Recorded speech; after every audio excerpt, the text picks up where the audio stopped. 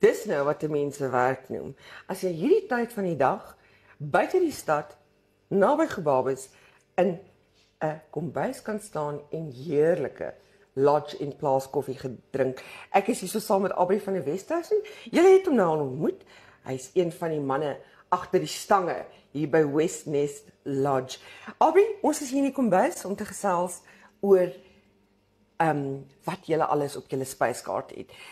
Voor ons nou gesels oor julle bekende of gewildste dis, vertel 'n bietjie vir my hoe werk julle spyskaart. Bied julle ontbyt, middagete en aandete aan, hoe werk dit? Dis reg. Ja, ons doen ontbyt, middag en aandete. So afhangende van hoe groot die groepe is, dit bepaal nou wat se etes ons sal bedien. So gesinne en so gee ons vir hulle die spyskaart en hulle bestel wat hulle graag wil hê. Dan jou kleiner groepe tot en met so met 10, 12, daarso sal ons nou begin om 'n set menu voor te berei. Ja. En dan sal ons dit bedien. Ook 'n 3-gang ete. En dan as ons konferensiegroepe en so het, dan maak ons buffet. So ons het lekker oonde buite onder die vuur. Ons het tafels hier buite. Ons berei 'n volle